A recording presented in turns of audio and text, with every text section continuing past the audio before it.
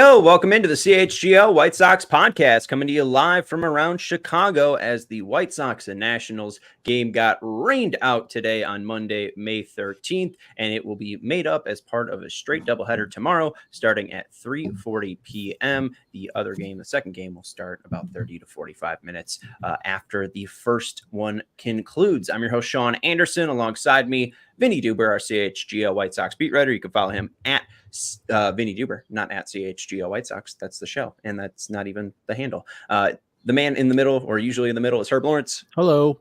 You can follow him at Ecknerwall23. He's our CHGO White Sox community leader. I'm Sean Anderson. Again, you can follow me at Sean_W_Anderson. The real handle is at CHGO_White Sox.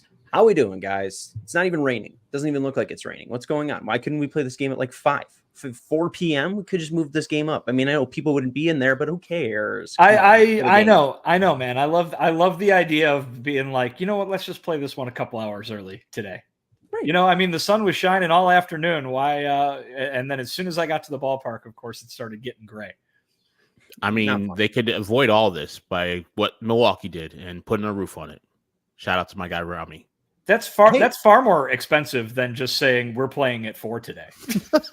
I also agree. The issue isn't that the fans aren't there or that the concession people maybe not be there. I mean, you could just shut that down and just have the guys play on the field. Who cares? Anyways, I guess the people trying to make money. They'll make money tomorrow. Yay. Anyways, there's no game to talk about, so we'll talk about some of the games tomorrow. We got Trevor Williams versus Chris Flexen, I believe, in game one. I'm assuming the pitching probables will stay the same. And then something called Mitchell Parker or start for the Nationals. I don't know much about him, and I'm not going to tell you much about him. But Erick Fedde will be starting in game two, the former first-round pick of the Washington Nationals back in 2014. So we'll talk about Fedde, how he went from the Nationals to Chicago. We'll talk about Statcast's new bat tracking stats. I'm a real nerd and have dove deep into the stats today, and I know Vinny is so excited for all these abbreviations. So let me get this straight. This is when someone like, Javi Baez or Josh Naylor swings so hard that they just let go of the bat and it flies. You get a distance and an exit velocity on the bat. That's what you're talking about? No. They're not tracking the bat that way, but I bet now that they have this release, they probably could track the distance of a bat. I mean, you could track the distance of a ball. You could probably track the distance of a bat. No, it's how fast they swing said bat. It's very funny to see the top of the leaderboard, and it's Giancarlo Stanton, and it's by like 2 entire miles per hour. So it just tells you what it's like to be 6'6" and 245 pounds and extremely athletic. You'll be very good at baseball. And we'll talk about bat speed, and then we will talk a little bit about Luis Robert Jr. because while Vinny was at Guaranteed Rate Field and they weren't playing baseball, they did update us on Luis Robert Jr. So we will get a Luis Robert Jr. update. Let's talk about Erick Fedde, though. I'm very excited to see the White Sox and Nationals play tomorrow. I think the Sox can probably win one of these games, Herb. Erick Fedde has been very good for the Sox. Whenever he starts, the White Sox cover the spread. Do you feel like I'm feeling that Erick Fedde is going to have a revenge game? I feel like this is a real prime revenge game spot here for Erick Fedde. I mean, I know what you're saying, and this is the team that drafted him, and he spent all the time there with them. But if he probably asks Erick Fedde himself, he'll probably say, like, I have nothing but gratitude towards the Washington Nationals organization. They gave me a chance, even though I struggled for the majority of the time I was there. So, yeah, he wants to show them that he's improved, but I don't think he's going to be looking in the dugout, glaring at Davey Martinez like, yeah, this is what you gave up. This is the new Erick Fedde. No, I mean, he was terrible in 2022 when he last pitched for the Nationals. They gave him all the rope in the world, and they're like, yeah, you're just bad. He had to reform his pitch mix. I mean, back in the day, he was throwing the curveball a lot. He doesn't even have that in his arsenal really anymore. So he's just pretty much shoved that because that was a -12 run value back in 2022. Now he's just like, okay, split finger, which he learned, I guess, in Korea, before Korea with Gausman, maybe. And then Webb. And then he's added to his arsenal, and he can tell that he's changing his pitching style each pitching time. We've talked about this numerous times, Sean, that he doesn't just go with, okay, today's sinker, heavy game. He has 4 pitches that he pitches over 20% of the time. So he varies it. It's kind of like the Sandy Alcantara, but without the, Sandy Alcantara performance before he was hurt. So you can't just sit on one pitch for him now. back in the day, you could just sit on his weak pitches because the curveball kind of sucks. So, yeah, I think that he's going to be looking at the Nationals like, hey, man, fond memories. But also, I'm not thinking that he's like, F the Nationals. I want to stick it to them. Yeah, it's funny, when guys go through the business side of baseball, they come out a little different, right? I mean, I think when you haven't had the experiences of being either traded or let go or, having to find yourself a new team, your feelings are a little different, and these guys talk about things a little differently, right? I mean, it's probably, if let's say you're drafted by the White Sox and you come up with the White Sox, it's, hey, I'm never not going to be a White Sox kind of thing. And I'm sure there was a time there when Erick Fedde was like, well, yeah, I've been a National my whole career. Why wouldn't I ever think I'd be anything but a National? And then you get let go, and then you go to Korea. You probably go through the process of trying to find a job in the major leagues, and you don't, and you go to Korea, then you come back over, you go through free agency. Now you're with the White Sox. Your outlook changes really, really quickly, right? And I think that he's probably thinking everything that you just said, Herb, thinking about the good times, not jaded, anything like that, because he's been through it. He sees that this is a business. He's been through free agency, right? The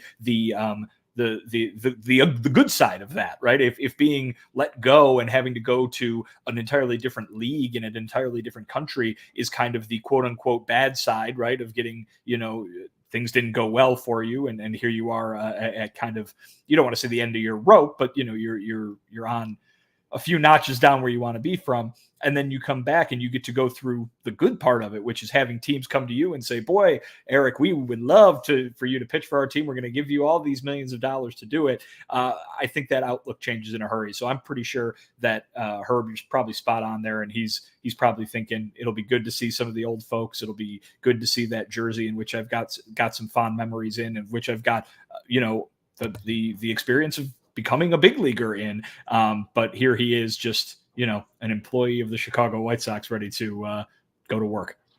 I guess, but when you're a baseball player, you got to be a true competitor, and there's got to be something where it's like, these guys let me go. He still was working out the same way. He did go and pitch in Korea over 2023, but like Herb said, a lot of the pitching stuff that he learned and a lot of the arsenal stuff that he changed, maybe he could have done in America. Maybe he could have done in a Nationals uniform. Erick Fedde just wasn't good enough for you guys. He went over into the KBO and he won the Cy Young, probably with that chip on his shoulder. And I bet he probably puts on that White Sox uniform, at least remembering every time he did so with the Nationals, and maybe not taking it for, the blessing that it was, because he went through all those ups and downs. So, I think that there's got to be some type of edge here with I was going to say Chris Flexen, Erick Fedde here.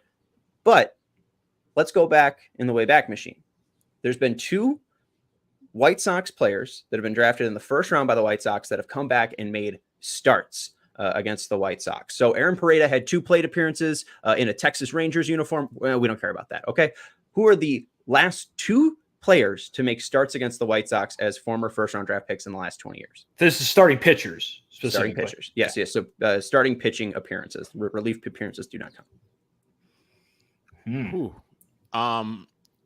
Carson Fulmer.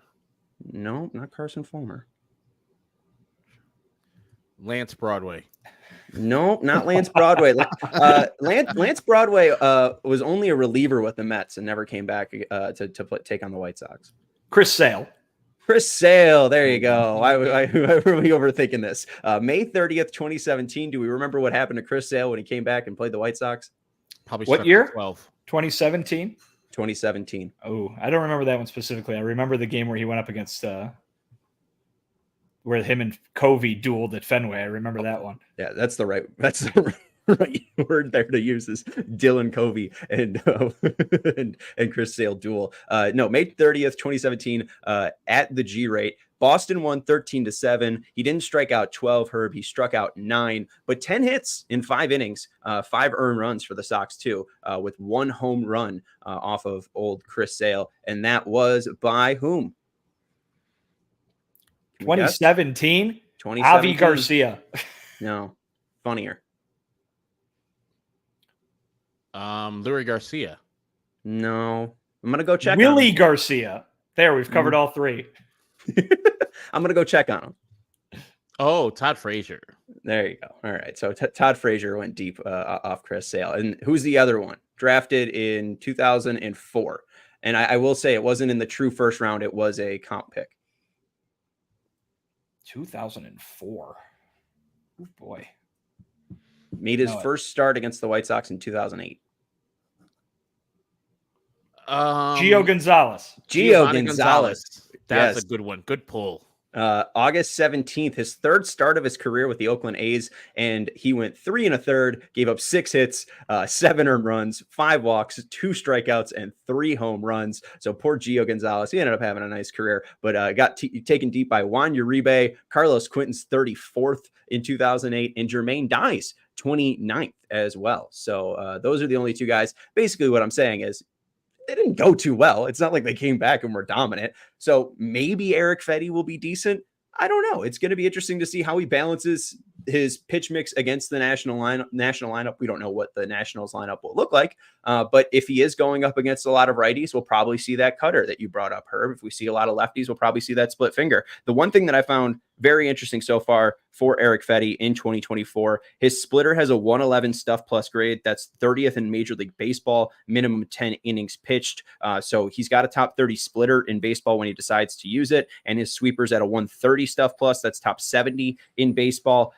So he does have 2 breaking ball offerings that are positive, right? That do have vertical break that will induce whiffs. And then that sinker and cutter, they're below the Major League stuff plus average, but he's got great location plus, 103 location plus. So maybe if it's not the most overwhelming things, he's still able to get ground balls. And the most noticeable thing that happened from 2022 to 2024 from Washington Nationals to the Dinos to the White Sox is the walk rate. It was 10.1% in 2022. Now it's 7.4%. We saw, even though he might give up a couple barrels to Josh Naylor and 4 solo home runs against the Guardians, they were all solo shots. He's not, causing himself those own mistakes. He's not making his mistakes even more bigger. And it looks like they have a truly average pitcher and maybe average to above average pitcher because he's gone through this and he's only 31. I think he's a really interesting piece because obviously there's the trade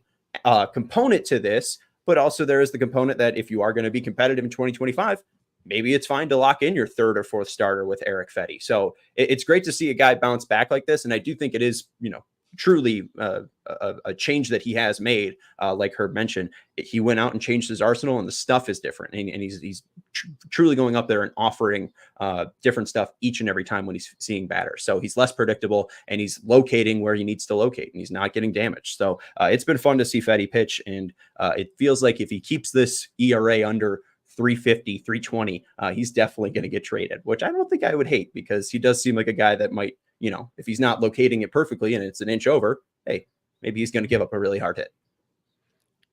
I would pretty much guarantee if he keeps on pitching like this, he'll get traded. I mean, there's no reason to have him on the team unless like you're saying, they're going to extend him, but he'll be 32 next year. And I don't know if the White Sox, with already a year in the bag, will extend somebody like that. So if he keeps on pitching like this, I would love for him to be on somebody else's team because look at all the standings right now.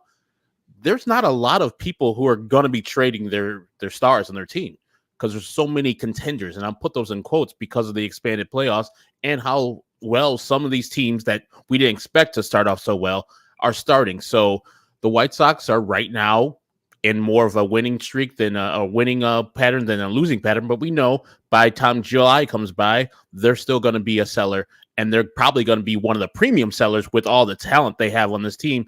I don't know if they're going to sell all of it, but Erick Fedde, I think, would be on the top of my list if I'm the White Sox and Chris Getz to sell off. Yeah, I think the value comes from that second year of control and the idea that a team can not just acquire a hired gun for a playoff race this year or a playoff push, I should say, but they'd have him for the entire following season as well. And he's one of the very few players on this White Sox team who you can say that about, right? And who might be able to fetch a little more than just your sign and flip kind of situation because it's a guy who has some time on his contract, and it's a guy that maybe can bring you back something.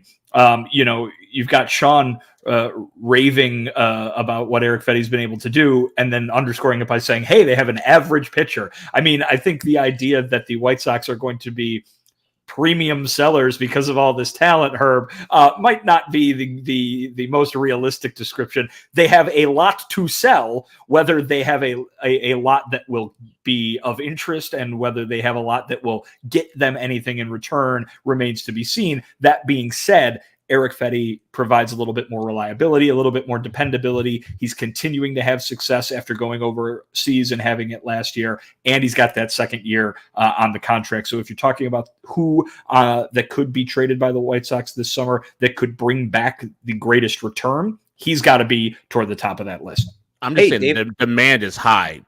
It's going to be high because there's going to be so many teams. And so maybe Erick Fedde looks like an average pitcher, but to other people, like, oh man, we need that average pitcher. And so they'll give up more than a usual trade deadline. Well, I think the biggest thing that him being average at least gets you is maybe more interest. Maybe you get more teams that are interested because the ability to buy in is lower. So when you are looking to match the perfect team with Dylan Cease, it seemed like the White Sox were like, hey, we'd love the Orioles to trade with us. Could the Orioles call us? We'd love the Orioles to call us. Orioles, please call us. And then they finally got someone actually to bite in the Padres. And then we also heard that the Rangers were seemingly interested as well. And it seemed like they finally got a team to bite. It doesn't seem like they're going to be waiting for teams to bite. It seems like they'll have consistent bites. It's just who's going to bite the biggest, who's actually going to offer that package that's going to secure the deal. Hopefully that leads to them up in the price. And I think that would be more likely with an average pitcher than with an ace pitcher, because just the true ability to acquire that player is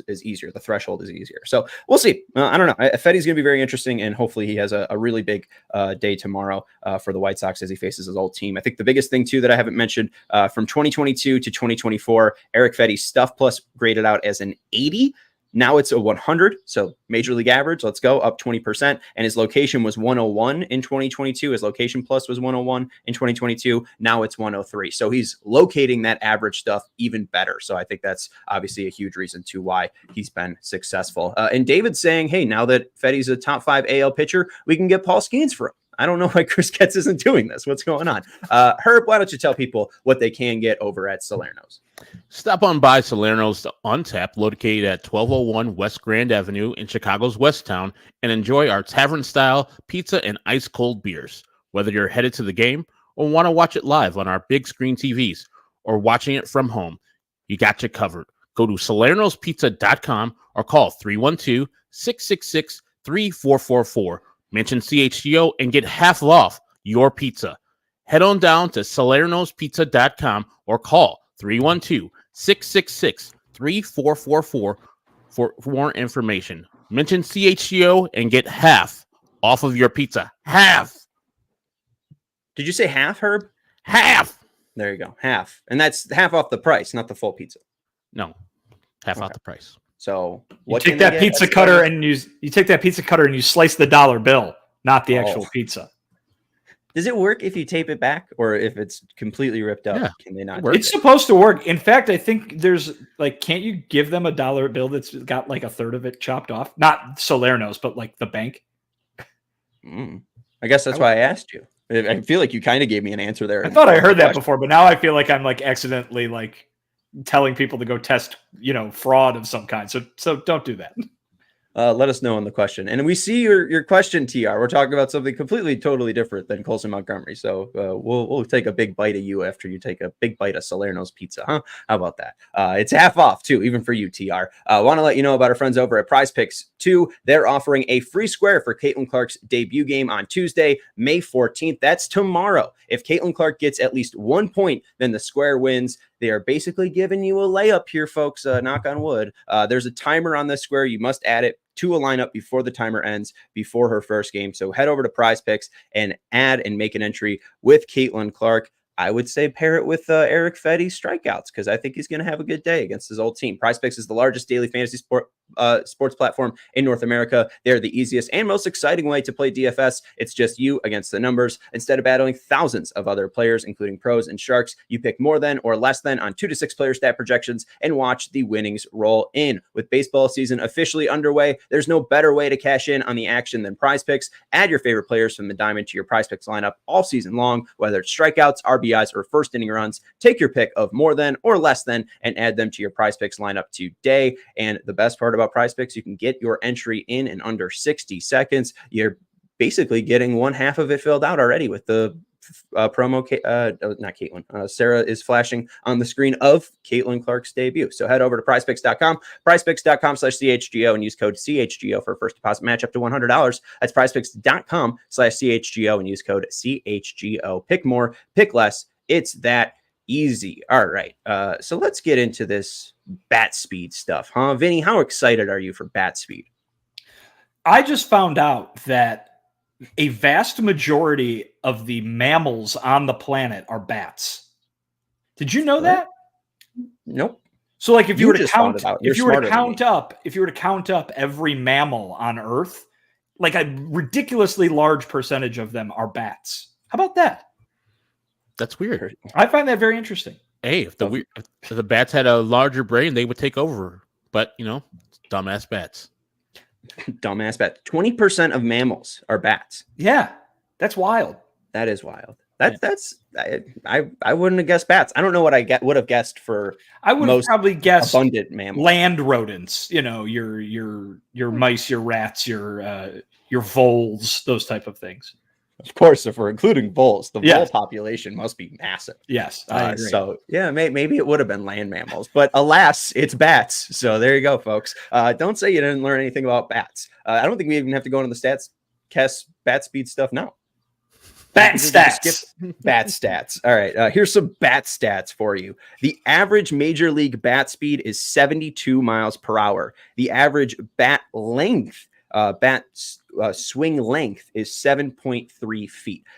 There's a lot of different things that this means. It's not a perfect science, right? If you have a slow bat speed and also a short swing length, that doesn't mean you're bad. It just means you're Luis Arias. And look, hey, he has a pretty high batting average. He has been able to figure it out. So it's not like a death nil or death, whatever. It's not like a death sentence or anything like that to have a slow bat speed or a short batting length. But if your bat length is shorter than average, you'll have a 258 average, a 359 slugging percentage, and a 268 weighted on base average. The whiff rate is around 19%. If it's longer than average, you're going to see less average being made. It goes from 258 to 235, but you'll see the slugging increase from 359 to 422, and the weighted on base average goes from 268 to 282. You'll whiff more from 19% to 30%, but it does seem like there's a decent trade-off. If you're going to have a longer swing,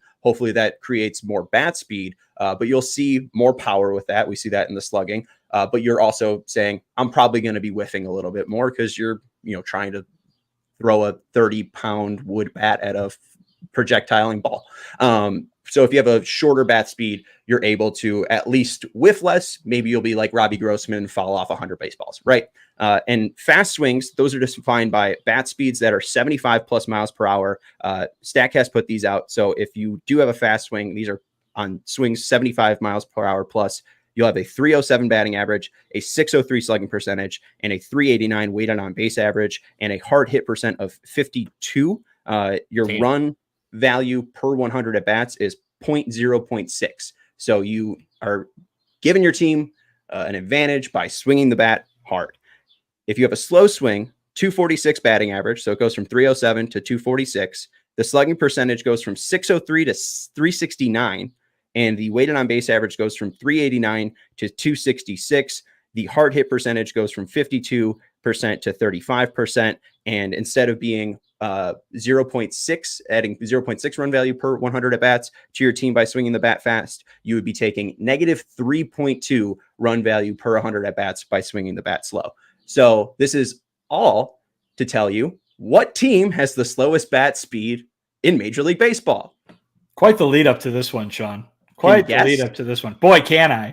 Oh, you can? I'll say it's the Chicago White Sox. Ding, ding, ding, ding, ding. Congratulations, Vinny. Actually, I'm wrong. They are 29th in baseball. The Blue Jays are at 70.1. The White Sox are at 70.3. So it's Toronto, actually. Sorry, KPW. Your two teams don't know how to swing a bat fast. But at least fast swing rate, I could put them at the bottom. Fast swing rate is when they swing the bat 75 miles per hour or harder. The White Sox are worst in baseball at that category, 13.8%. The Reds are at 15.5%. So nearly 2% difference in the White Sox, at least at fast swing percent. All of this to tell you something that we've already known. The White Sox are old, and the White Sox have less athletic players than most of Major League Baseball. And most importantly, the person that does swing the bat the fastest and has fast swing rates in Luis Robert Jr. is hurt. So this all kind of makes sense. And wouldn't you think, with all the stats you just brought up, if you have a shorter, less speed bat, you would be longer in the zone, you would have a higher average. But the White Sox, even though they have all this, don't take advantage of that. They don't have a high average. They don't have a high on base, and their slugging is in the toilet. So, like, they don't even get the benefits of swinging slowly. Like, just swing hard now. Just like, might as well just swing hard, because those stats you brought up about swinging hard, correlating to you hitting the ball hard 52% of the time sounds decent.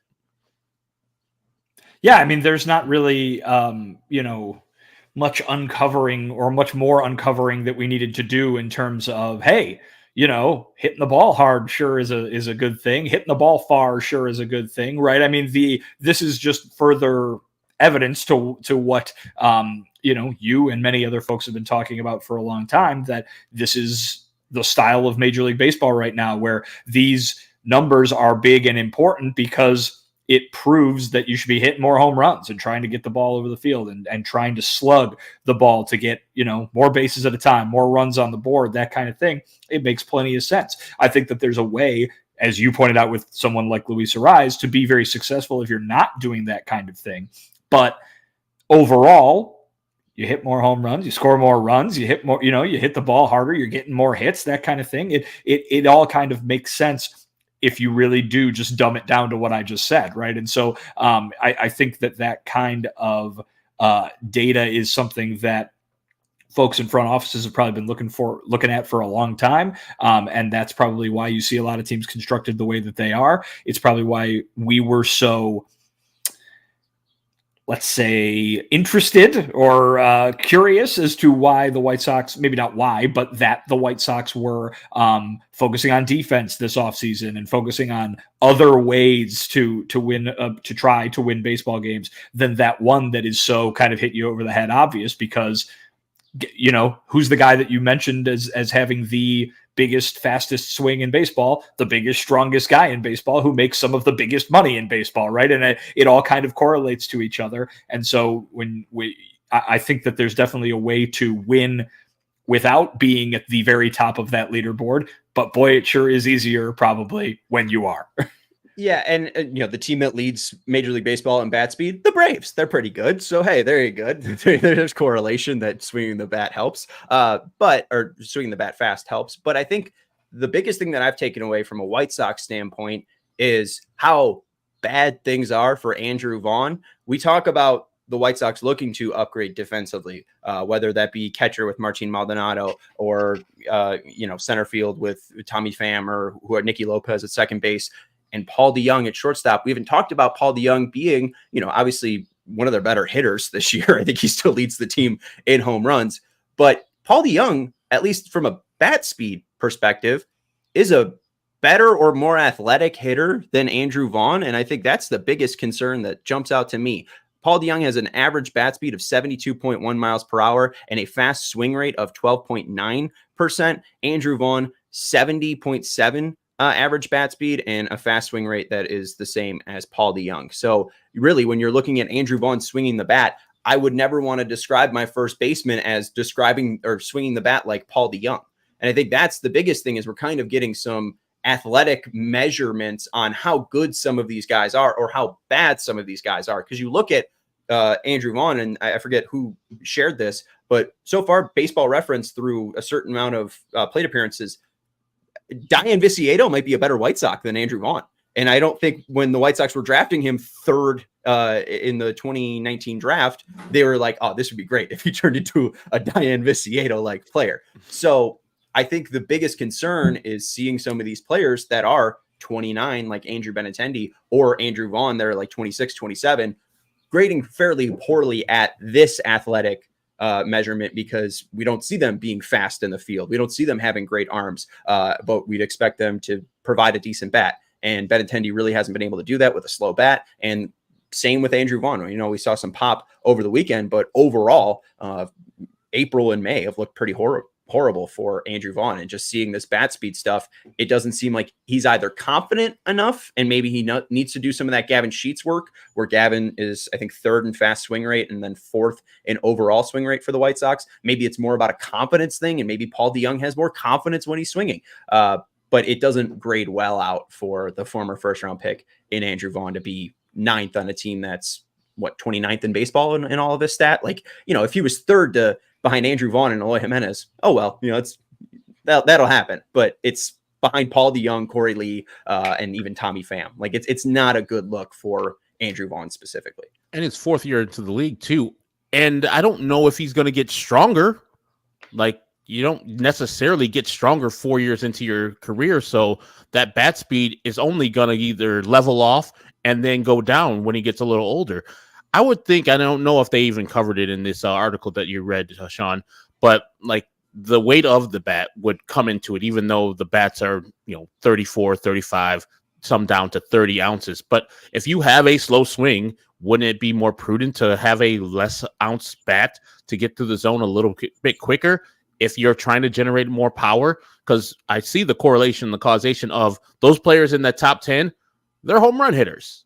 They hit home runs because they swing the bat hard, and not necessarily like Luis Ariz, you said the lowest on the list. He's not a home run hitter. So either you got to make your mind up. You're going to be that power guy, Andrew Vaughn, and make up all your worth on the bat, on the power side, or you're going to slow your bat down and be a hitter, a complete hitter like you're supposed to be. So that's just my 2 cents there. Yeah, I mean, we've seen some better stuff from Andrew Vaughn of late, obviously, in terms of, hitting the ball harder, right? I mean, he wasn't really hitting the ball much at all in the early going there. Not many people on the White Sox were. But he's been noticeably, at least, putting better swings on it of late. The results have been slower to come, but I think the overall story with Andrew Vaughn certainly is what those expectations have been. And it's not even just his draft position. Plenty of people get drafted with a top 3 pick and never even make the major leagues, right? It's the idea that the White Sox felt so strongly about this guy, not just to spend that pick on him, but then to rush him through the minor leagues. Obviously, the COVID season had something to do with that. But to be uber confident in him, giving him an opening day job, being uber confident in him, even though he was being forced into playing a different position, being uber confident over and over and over again in this kid because of what they saw from him at the collegiate and briefly the minor league levels. But since he's been up in the major leagues, it's been, less than advertised, I guess, is the best way to put it. And again, not just because of who he set everyone up to think that he was, but because of what the White Sox thought he could be for them. Yeah, and I mean, now looking back at it, there's been more and more study into just taking a first baseman in the top 5, and I think the last one to even be major league average is CJ Cron. So I think what baseball people are learning from players like Andrew Vaughn and Spencer Torkelson is maybe you shouldn't be selecting a first baseman in the top 5 of Major League Baseball drafts. And it just seems like they really didn't know the true athlete that Vaughn was. You're facing worse pitching there, and as long as your bat speed's probably at a certain level, you're able to fall off pitches, and if you get something right down the middle, you're able to really square it up. So he just really was never able to make that jump, and he was thrown into it too. I think he had less than 150 plate appearances in the minor leagues. Made his first start at first base, I think, in Charlotte once he returned in like 2023 for a rehab assignment. I think his first actual appearance at first base in like a long while, or since like 2019, came in Charlotte. So he didn't have the greatest runway, but he still hasn't been able to prove it. So Anyways, let's take a break. We got to take a break and let people know about our friends over at Chevy. Make Ray Chevrolet your first draft pick for a new Chevy this May. Don't make it a first baseman. Make it Ray Chevy. Visit our partner to shop their Memorial Day sales event going on all month long at Ray Chevy on Route 12 in Fox Lake and at raychevrolet.com. As one of the top-selling Chevy dealers in the Midwest, you'll always be able to shop one of Chicagoland's largest Chevy inventories. Plus, you can find the perfect tailgating vehicle. Right now, get up to $10,000 off MSRP on a new 2024 Chevy Silverado, or at least the new 2024 Chevy Trax for $199 a month for 36 months. Or celebrate Memorial Day your way and shop over 125 vehicles of their 125 of their vehicles priced under $20,000. Go and shop this great Memorial Deal sales event all month long by visiting Ray Chevrolet in Fox Lake or raychevrolet.com. They've been serving the community since 1963. Together, let's drive. And Herb, too, where should they be tailgating on Memorial Day? They should only be tailgating with us at the CHGO tailgate or takeover we're having versus the Toronto Blue Jays. Oh, my dog is just showing up in this commercial. That's weird. Sorry about that, folks. But it's going to be myself, Sean, and Vinny out there in section 147. Join us there because the last time that one of our teams had a takeover back in February, it was the Chicago Bulls when they came back epically against the Minnesota Timberwolves. So many people were mad and had FOMO the next day that they weren't there.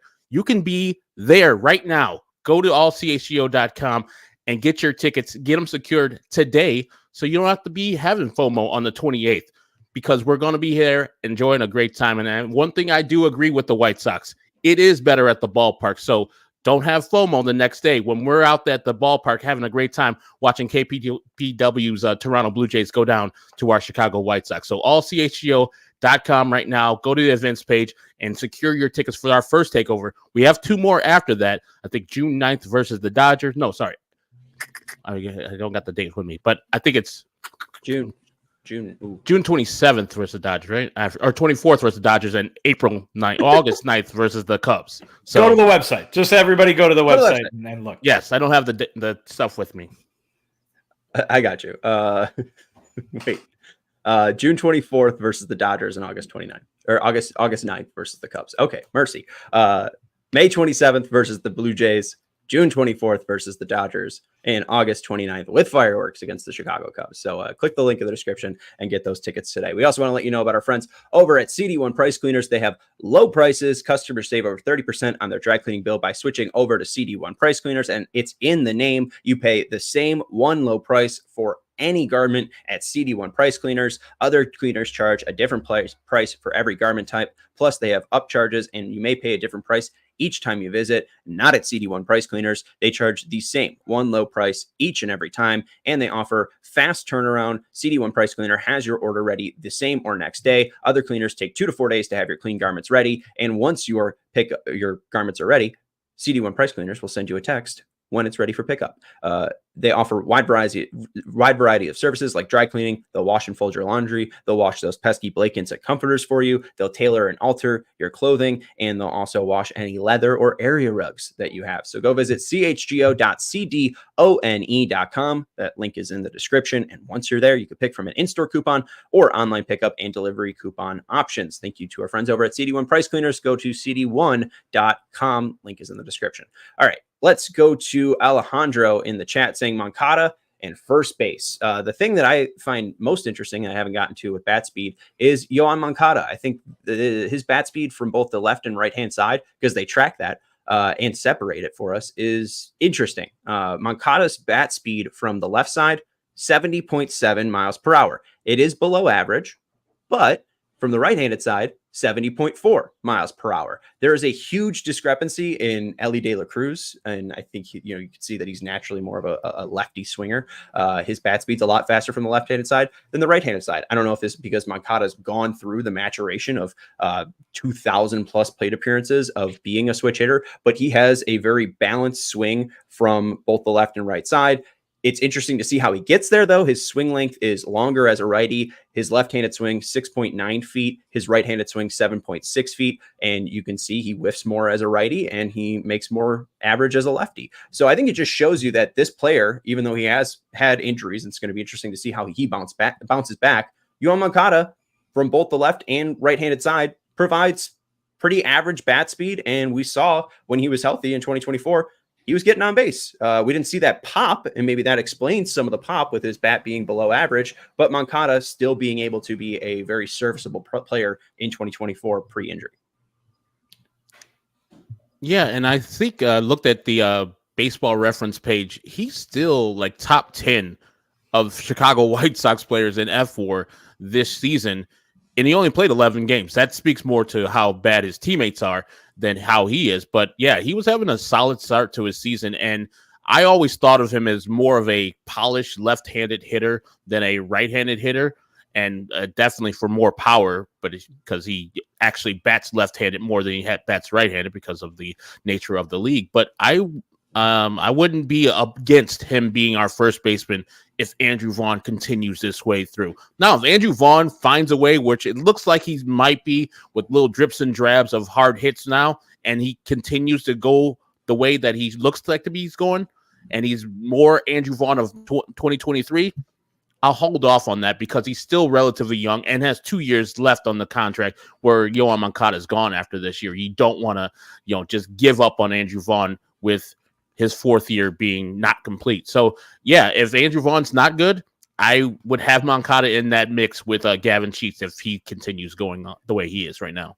I know, Sean, you and plenty of other folks, and certainly it's bringing to my mind as well, those comments that Chris Getz made at the GM meetings about Yoan Moncada being able to play basically every position on the field. Those were strange at the time, and I think they remain strange. I don't see that happening. And I understand the impetus for that thought among fans is because, hey, Brian Ramos is playing well right now. He is potentially the future at third base. Why would you put a stop to that at any point? But I think that Yoan Moncada, his value is greatest to any team that's playing him as a third baseman. He's a very, very good defensive third baseman. His bat in the lineup. Why wouldn't you do it at the position where he provides the most value for you? I think Brian Ramos was called up due to circumstance more than anything, and I think that he has earned the chance to stick around.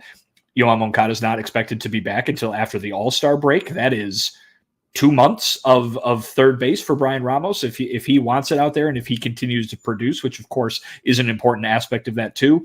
Danny Mendick's going on a rehab assignment to Charlotte, but I don't think his return is going to move Brian Ramos dramatically off of third base. And he's not going to play every day. He'll get off days like anybody else, but I think Zach Remillard goes down probably instead of Brian Ramos. I think Ramos gets to have a shot at continuing to do what he's doing at the major league level. All that said, I think when Yoan Moncada comes back, Yoan Moncada is the White Sox third baseman. And hey, maybe Ramos will get some deserved time in the minor leagues and get a nice pat on the back for coming up in a very shorthanded effort, and he's been great so far. He is an interesting player, and this is the final bat stat guy that I want to get into. I'll just leave Andrew Benintendi alone. You guys can take your guesses on if he has a good or bad bat speed. But our guy, Brian Ramos, 70.3 average bat speed, which is the same as Rafael Ortega, a little bit higher than Lenyn Sosa and Zach Remillard. His fast swing rate percent is 16.2%, and that's better than most White Sox. It's better than Tommy Pham. It's better than Corey Lee. It's better than Paul DeJong. The only players with better fast swing rates are Eloy and Gavin Sheets, which makes sense because those guys are much bigger than Brian Ramos. The thing that has stuck out to me, and this was talked a lot on Rates and Barrels with Eno Saris, the Athletic podcast, that Ramos's swing profile is very interesting. He's not whiffing at all, 5.7 whiff rate. He's not swinging and missing at a lot of balls. He's putting a lot of balls in play. His batting average on balls in play is 286, which I think is above average for Major League Baseball. But he's got a slowish swing and a very long swing. So I think that's where you see some of the power still generated from Brian Ramos. But we looked at how much he was struggling. We looked how much he was struggling in Double-A. Excuse you, Sean. I know, right? He was struggling in Double-A, and we really haven't seen that so far. And I think the long swing length will show that there are a lot of cracks in Brian Ramos' swing. So far, he's been able to have those balls that he has made contact land, but it's not very impressive so far with Ramos. And it does seem like the way that his numbers are going to decline is that long swing length. And, we've seen that usually aligns with like a 30% whiff rate. His is 5%. So you should see a pretty drastic percent of maybe swing and miss for Ramos. And maybe right now, there's not a lot of respect for Ramos because he was in AA with like a 181 batting average. Maybe he's seeing a lot of balls in the zone so far. And once those pitchers start to throw a little bit more and more outside to get him to chase, maybe we'll start to see Ramos come back to earth a little bit. But there is some explanation to why Ramos is having success and why it could go downhill for Ramos. And so you're saying a Matt Latos type correction is coming. Sure, maybe not that bad. Matt Latos was then unplayable. Maybe just a normal up and down of a rookie campaign for a 22-year-old, huh? Let's not curse him with Cat Latos. I don't think that's fair to the man. All right, let's wrap this up. We got some Luis Robert Jr. bat speed stuff for you, but also an update from Pedro Grifol. So let's take a break from the bat speed stuff and hear from Pedro Grifol. What's up with Luis Robert Jr., Vinny? I mean, similar to what we heard from Pedro on Thursday, when this homestand began, but basically they're working on out in Arizona, getting Luis Robert Jr. up to 90% running. And of course he was getting pretty close to that a decent while ago, but then he had that little setback that we talked about, within the last couple of weeks. He's past whatever was bothering him, but now he's got to get worked back up to where he was in terms of running. And he's not yet at 90%. They're hoping in the next 2, 3, 4 days he will be. And then they can start playing him in some games in the complex league down there in Arizona, what used to be called rookie ball, that whole jazz. And then once he shows that he's able to handle that and handle, game speed with that injury or with the recovery from that injury, then they can decide when his actual rehab assignment would start, which would then put him on track to get back to the big league level. So listen, it is mid-May. That is what Chris Getz, remember, kind of optimistically said they were shooting for in terms of Luis Robert Jr.'s return. Then that setback happened and things have been extended a little bit, but I still don't think it doesn't sound at least like he's going to be shooting past what that initial window was of 6 to 8 weeks. So I think that it sounds like he's on track to maybe start getting some game action going by the end of this week, but that would still just be out in Arizona. And then, so it's not exactly a fast moving process, but it's still a guy who there was some fright maybe would be out for a long, long time. And he's still, it sounds like, doing well or better than those initial worries. How about that guy who's starting rookie ball or complex league ball this year? And he's like, yeah, gonna really make my difference today. And 88 shows up in the box. Like, son of a bitch, today? Or you're like pumped. Or you're like, oh my God, I just started playing professional baseball 2 weeks ago, and now I get to face a downright MVP candidate out here. 4. Can I throw that up as a pitcher? Can I just throw up the 4, or does the manager have to do that? There's no way. I get your point. Like, oh, cool, I get to test myself against a major leaguer. But if it's like, do I want to test myself against a major leaguer or a guy that's in rookie ball? I think I'll take rookie ball. A lot of intentional walks probably coming from Luis Robert Jr. But yeah, I mean, I want to see him back so badly, and these bat stats don't make it even better. So this is just sorting by minimum of 10 total swings. There's this stat blast. So like a hard hit baseball is 95 miles per hour. A blast is defined by a 75 plus mile per hour bat speed, and then making contact with it. So when you're swinging 75 miles per hour and actually putting the ball in play, the leader of contact percent on blasts is Luis Robert Jr. in Major League Baseball, minimum of 10 swings. His contact rate is 62.5. Second in baseball is 34.5. So small sample size for Luis Robert Jr. But is it fair to say that he's 30% better than all of Major League Baseball? Yes. Okay, cool. Hey, numbers don't lie. Numbers don't lie. Absolutely. Is your dog barking again? I thought you were going to keep going there. Oh, my bad. Yeah, but then he's jerking around over here. So I don't want to, and the ambulance behind me, I don't want to keep it on when I'm not talking.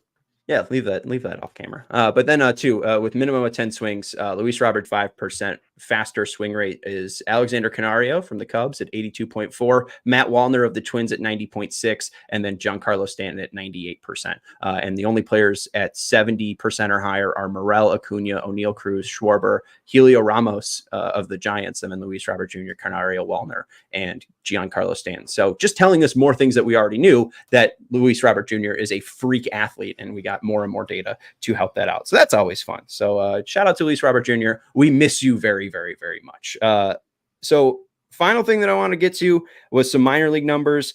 Jacob Gonzalez. We all saw that the White Sox unfortunately put out a social graphic of his stats in minor league baseball last year, and I think it touted a 582 OPS, which is not so good. But in 31 games so far with the Winston-Salem Dash, the first round pick for the White Sox last year, Jacob Gonzalez, 7 doubles, 1 triple, 3 home runs, 17 walks to 13 strikeouts, a 289 average, a 386 on base percentage, and a 438 slugging percentage. This is a player that we've heard a lot about his swing change so far, and a lot better than what last year was. So I think the White Sox will take that improvement from the college bat, and we'll see what his next assignment will be. And I think they'll probably be somewhat aggressive with him. I don't think there's a player that comes to mind that's blocking him at shortstop at Birmingham. I guess Brooks Baldwin. Yeah, right. Oh. So, I mean, maybe they see if Jacob Gonzalez can play second base.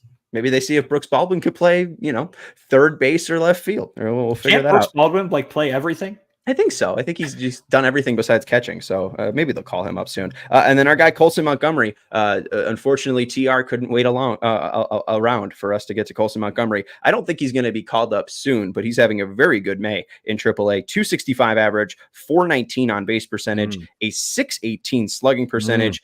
He's got a double, a triple, 3 homers in May. And here is the thing that'll probably make you moan the most, Herb. And I didn't know I could do that with stats. 9 walks to 8 Ks. Let's go. So let's go, Colson Montgomery. I think that they'll probably take as much time as possible. I think it would need Paul DeJong being off the team. It would need a lot of trades to happen. It will probably happen in September for sure. I think he'll be a September call-up for sure. I don't know if he'll be called up in August. They might just let him, do all of this in Charlotte and have him just be real amped up and ready to go for Major League Baseball in September. Well, and my thought would just be let the sample size get bigger, right? Let him go through the ups and downs. We know that the start was not particularly strong. Now we're seeing some of those numbers that we associate with Colson Montgomery with what he's been able to do as a minor leaguer, right? The offense is just great. Remember, there's another half of this too. He's got to play defense, and who knows how he's progressing down there in the eyes of the White Sox when it comes to him being ready to play shortstop. I think what you said about the roster makes total sense, but let him see. I mean, this could be, what do we always talk about? How easy it is to put up those kind of numbers at Charlotte, right? Maybe you let him go a few months and prove that it's the real deal, not just a few strong weeks in a place where it's easy to hit, right? So I think, listen, the on-base percentage is always going to be the thing that jumps out at me, and when it's over 400. That really jumps off, the page, the screen, Sean's voice, whatever however you're digesting it. But this is a guy who probably offensively is going to be ready in a pretty short while. But there's other parts of the game, and certainly parts of the game that I know a lot of folks out there that are on the outside have concerns about. Let's see what the White Sox think and when they think that he's ready for that major league test, not just from an offensive standpoint, but from a defensive one as well. It's the Paul Giannis difference, guys. There's the Tommy Pham difference. There's the Braden Shoemake goatee difference. And now there's the Paul Giannis difference. I mean, we're being changed as an organization here. All right. The other 2 guys that I wanted to throw out there, actually 3 guys. Noah Schultz made his typical Saturday start for the Winston-Salem Dash. 4 innings pitched, 3 hits allowed, 1 earned run, no walks, and 5 Ks. So Noah Schultz moving along, throwing 60 pitches pretty much every outing, a little bit over, a little bit less, but basically when he hits that 60 pitch mark, they're pretty much pulling him from those starts. Then Drew Thorpe on the 12th didn't have a great start. 2/3 of an innings pitched, 3 hits, 3 earned runs, 2 walks, 0 strikeouts. Not a good day for Drew Thorpe. He was pulled after 34 pitches, so we'll see how he bounces back. And then finally, Kai Busch. He was the afterthought in the Lucas Giolito and Reynaldo Lopez trade. Edgar Caro has been performing still very well in Birmingham, but Kai Busch, the other part of that trade, also performing well in Birmingham. His start on the 11th, 5 1/3 innings, 6 hits, 2 walks, 9 strikeouts. He was very, very, very good. So the White Sox seemingly building up pitching in their minor leagues. So maybe you don't need to pay a free agent $300 million. You can just have a Drew Thorpe come up every single year. So I'd be okay with that plan. Thanks everyone for hanging out with us and listening to this off day episode. We will have a game, pregame tomorrow for game 2, and then we'll have a post game to wrap up game 1 and game 2. So make sure you're subscribing to the CHGO Sports YouTube channel. Make sure you're following Vinnie at Vinnie Duber. Diehards, he also put out a weekly mailbag article today about Jordan Leisure. So make sure you catch up at allchgo.com. That's Herb Lawrence. You can follow him at Ecknerwall23 as our CHGO White Sox community leader. And I'm Sean Anderson. You can follow me at Sean_W_Anderson. Follow the show at CHGO_White Sox. And thank you to Sarah for producing the show. We'll see you tomorrow. Goodbye. We all silly like the mayor.